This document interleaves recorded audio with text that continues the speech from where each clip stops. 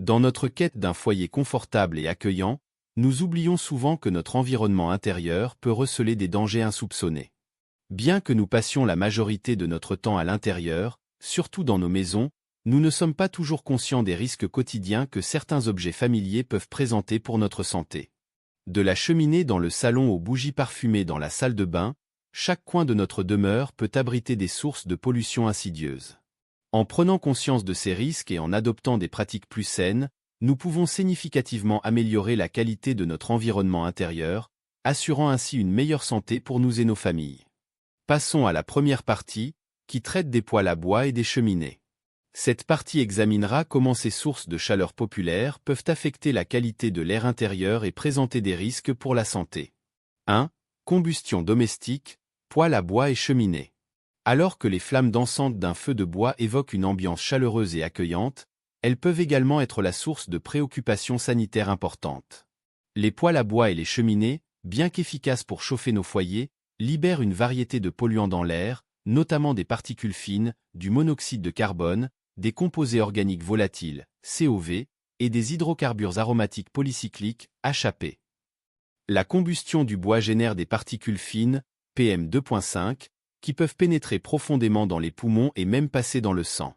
L'exposition à long terme à ces particules est liée à des augmentations des maladies respiratoires et cardiovasculaires, ainsi qu'à des risques accrus de problèmes de santé chroniques tels que l'asthme et les bronchites. De plus, le monoxyde de carbone, un gaz incolore et inodore, peut s'accumuler à des niveaux dangereux dans des espaces mal ventilés, posant un risque mortel. Pour minimiser ces dangers, il est crucial d'adopter des pratiques de combustion plus sûres et de s'assurer que les appareils de chauffage sont bien entretenus. Si vous êtes intéressé par la détox naturelle, j'ai une bonne nouvelle pour vous, mon e-book gratuit sur le sujet est maintenant disponible. La détox naturelle est un processus qui permet de purifier notre corps des toxines accumulées au fil du temps. Ces toxines peuvent être dues à notre alimentation, à notre environnement, ou encore à notre mode de vie. C'est bien pour cela que j'ai créé un e-book gratuit qui vous explique tout ce que vous devez savoir sur la détox naturelle. Vous y trouverez des conseils sur l'alimentation, les exercices physiques, et les remèdes naturels. Pour télécharger votre e-book gratuit, cliquez sur le lien dans la description de cette vidéo ou cliquez sur le premier commentaire de la vidéo. Voici quelques conseils pratiques. Ventilation adéquate. Assurez-vous que votre pièce est bien ventilée lors de l'utilisation de poêles à bois ou de cheminées pour permettre à l'air extérieur de diluer les polluants intérieurs. Entretien régulier. Faites inspecter et nettoyer régulièrement vos cheminées et poêles par un professionnel pour éviter l'accumulation de suie et de goudron, qui peut entraîner des incendies et une augmentation de l'émission de particules nocives. Choix du bois. Utilisez du bois sec et non traité.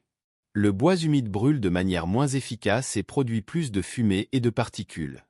Détecteurs de fumée et de monoxyde de carbone. Installez et maintenez des détecteurs fonctionnels pour vous alerter en cas de niveau dangereux de fumée ou de monoxyde de carbone. Pour ceux qui cherchent à réduire encore plus leur exposition aux polluants liés à la combustion, envisagez des alternatives de chauffage plus propres, comme les systèmes de chauffage central à efficacité énergétique ou les pompes à chaleur, peut être une excellente option. Continuons avec la section sur les moisissures et les champignons, en expliquant les conditions favorables à leur développement et les problèmes de santé qu'ils peuvent causer. 2. Prolifération fongique, moisissures et champignons. L'humidité excessive au sein de nos habitations crée un environnement propice à la croissance des moisissures et des champignons, des organismes qui prospèrent dans les endroits humides et mal ventilés. Que ce soit derrière les murs, autour des fenêtres, sous les tapis, ou dans les salles de bain, les moisissures sont non seulement désagréables à voir mais elles sont également associées à une variété de problèmes de santé, surtout chez les individus sensibles. Les moisissures nécessitent 3 éléments pour se développer: de l'humidité, une source de nourriture, comme le bois, le papier peint ou les tissus, et une température adéquate. Les fuites d'eau, la condensation et l'insuffisance de ventilation sont des facteurs qui favorisent leur prolifération. Une fois installées, elles peuvent se répandre rapidement et causer des dommages importants à la structure de votre maison ainsi qu'à votre santé. L'exposition aux moisissures peut provoquer une série de réactions de santé, particulièrement chez les personnes atteintes d'allergies, d'asthme ou de déficience immunitaire. Les symptômes courants incluent les irritations des yeux, du nez et de la gorge, les éternuements, la toux, et dans les cas plus sévères, des crises d'asthme. De plus, certaines moisissures produisent des mycotoxines, Substances toxiques qui peuvent être extrêmement nocives si ingérées ou inhalées. Pour combattre efficacement les moisissures, voici plusieurs stratégies simples à faire. Contrôle de l'humidité. Maintenez l'humidité intérieure en dessous de 60% avec des déshumidificateurs ou des climatiseurs. Réparation des fuites. Inspectez régulièrement les installations plombriques et la toiture pour détecter et réparer les fuites d'eau. Ventilation adéquate. Utilisez des ventilateurs d'extraction dans les cuisines et les salles de bain pour réduire la production de vapeur d'eau et maintenir une circulation d'air saine. Nettoyage régulier. Nettoyez et séchez les surfaces où l'humidité a tendance à s'accumuler et remplacez les matériaux absorbants, comme les tapis ou les plafonds, qui ont été mouillés. Passons au troisième danger, un gaz radioactif naturel et inodore qui peut s'avérer dangereux pour la santé lorsqu'il s'accumule à l'intérieur des habitations. 3. Gaz radon. Le radon est un gaz radioactif incolore et inodore qui provient de la désintégration naturelle de l'uranium dans le sol, la roche et l'eau. Il peut s'infiltrer dans les bâtiments à travers des fissures dans les fondations, des joints non étanches, ou des espaces autour des tuyaux. Une fois à l'intérieur, le radon peut s'accumuler à des niveaux élevés, posant des risques significatifs pour la santé des occupants. La principale voie d'entrée du radon dans les maisons est le sol. Les maisons avec des sous-sols, des vides sanitaires, ou même celles construites directement sur des dalles de béton, peuvent être sujettes à l'accumulation de radon si elles ne sont pas correctement isolées des éléments du sol.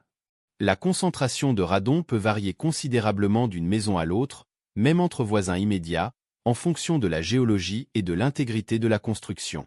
Le radon est la deuxième cause de cancer du poumon après le tabagisme et la première chez les non-fumeurs, selon l'Agence internationale de recherche sur le cancer.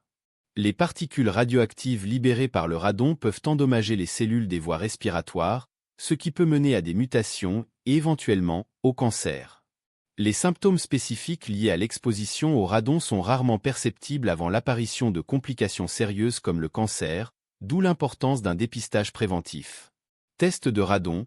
La première étape pour protéger votre maison contre le radon est de réaliser un test de radon. Des kits de test sont disponibles dans le commerce et peuvent être utilisés pour évaluer la concentration de radon. Pour les résultats les plus précis, il est conseillé de faire appel à des professionnels. Mitigation du radon. Si des niveaux élevés de radon sont détectés, des systèmes de mitigation peuvent être installés pour réduire la concentration du gaz. Ces systèmes varient de simples améliorations de la ventilation à des installations plus complexes comme des systèmes de dépressurisation du sol sous la dalle. Conception et construction. Pour les nouvelles constructions, intégrer des techniques de barrière contre le radon et une ventilation adéquate dès le début peut prévenir efficacement l'accumulation de radon. Abordons maintenant la section sur les teintures et les cols, qui sont des sources courantes de composés organiques volatiles, COV, dans nos foyers. 4. Produits chimiques, teintures et cols. Dans nos maisons, les teintures, les peintures, les cols et les adhésifs sont utilisés pour divers projets de rénovation et de décoration. Bien qu'utiles, ces produits peuvent libérer des composés organiques volatiles, COV, et d'autres substances chimiques nocives, affectant la qualité de l'air intérieur et posant des risques pour la santé. Les COV sont des composés chimiques qui s'évaporent à température ambiante. Parmi les plus courants dans les produits domestiques, on trouve le formaldéhyde, le benzène et le toluène. Ces substances peuvent émaner des teintures, peintures, cols et même de certains meubles et revêtements de sol. L'exposition à ces COV peut causer des irritations des yeux, du nez et de la gorge, des maux de tête, des vertiges et à long terme, peut contribuer à des maladies chroniques comme l'asthme ou d'autres troubles respiratoires. Pour minimiser l'exposition aux produits chimiques nocifs des teintures et cols, considérez les recommandations suivantes. Choisissez des produits à faible teneur en COV. De nombreux fabricants proposent désormais des options moins toxiques, spécialement formulées pour réduire ou éliminer les COV et autres produits chimiques dangereux. Ventilation adéquate lors de l'utilisation. Assurez-vous que la pièce est bien ventilée lors de l'utilisation de ces produits. Ouvrir les fenêtres et utiliser des ventilateurs peut aider à disperser les émanations et réduire les niveaux de COV dans l'air intérieur. Portez des équipements de protection. Utilisez des masques, des gants et d'autres équipements de protection personnelle pour réduire l'inhalation et le contact avec ces substances lors de l'application de teinture ou de colle. Stockage sécurisé. Gardez les produits chimiques dans des contenants bien fermés et stockez-les dans des zones bien ventilées, loin des espaces de vie principaux. Rechercher des alternatives plus écologiques et moins toxiques peut également être une excellente stratégie. Par exemple, les peintures à base d'eau et les cols sans solvant sont d'excellentes alternatives qui réduisent significativement la libération de COV et autres produits chimiques nocifs. En adoptant ces pratiques, vous pouvez significativement améliorer la sécurité de votre environnement intérieur tout en continuant à utiliser ces produits essentiels pour l'entretien et la décoration de votre maison. Passons maintenant au dernier danger à connaître. 5. Qualité de l'air, filtre à air et système de ventilation inadéquat. Une bonne qualité de l'air intérieur est essentielle pour la santé et le bien-être, mais elle peut être compromise par des systèmes de ventilation et des filtres à air inadéquats. Une ventilation insuffisante permet aux polluants intérieurs de s'accumuler à des niveaux qui peuvent affecter la santé, tandis que des filtres à air inefficaces ne parviennent pas à éliminer efficacement les particules nuisibles. La ventilation joue un rôle vital en apportant de l'air frais de l'extérieur et en expulsant l'air vicié et les polluants intérieurs. Sans une ventilation adéquate, les polluants tels que les COV, la poussière, les spores de moisissure et les allergènes peuvent s'accumuler, augmentant le risque de problèmes respiratoires, d'allergies et d'autres problèmes de santé.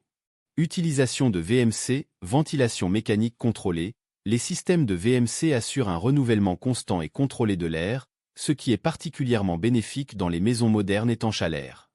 Nettoyage et maintenance des systèmes.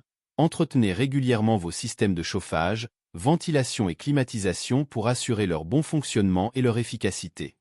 Ouverture des fenêtres. Lorsque le temps le permet, ouvrez les fenêtres pour augmenter la circulation de l'air et réduire l'accumulation de polluants intérieurs. Les filtres à air sont essentiels pour capturer et éliminer les particules en suspension, telles que la poussière, le pollen, les squames d'animaux, et même certaines bactéries et virus. Un filtre à air de qualité peut contribuer de manière significative à améliorer la qualité de l'air intérieur. Choix du filtre. Utilisez des filtres avec un MERV, Minimum Efficiency Reporting Value, adaptés à vos besoins. Les filtres EPA, par exemple, peuvent capturer une grande partie des particules fines et sont recommandés pour les personnes souffrant d'allergies ou d'asthme. Remplacement régulier des filtres. Remplacez les filtres de votre système VAC selon les recommandations du fabricant, ou plus souvent si vous vivez dans une zone à forte pollution atmosphérique ou si vous avez des animaux domestiques. En investissant dans une bonne ventilation et des filtres à air efficaces, vous pouvez considérablement améliorer la qualité de l'air intérieur de votre maison, réduisant ainsi les risques pour la santé associés à la pollution de l'air intérieur. Notre maison devrait être un sanctuaire de confort et de sécurité, mais souvent, sans le savoir, elle peut abriter divers dangers pour notre santé. À travers cette vidéo, nous avons exploré 5 sources potentielles de nuisances dans nos foyers. Les poêles à bois et cheminées, les moisissures et champignons, le radon, les teintures et cols, ainsi que les systèmes de ventilation et filtres à air inadéquats. Chacun de ces éléments, s'ils ne sont pas correctement gérés, peut compromettre la qualité de l'air que nous respirons et avoir des impacts négatifs sur notre santé. Je vous encourage à revoir ces aspects dans votre propre foyer et à adopter des mesures préventives pour assurer un environnement plus sain pour vous et votre famille.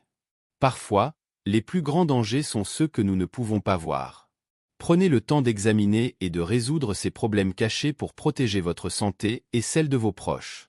Merci d'avoir regardé la vidéo, n'oubliez pas de partager et de vous abonner.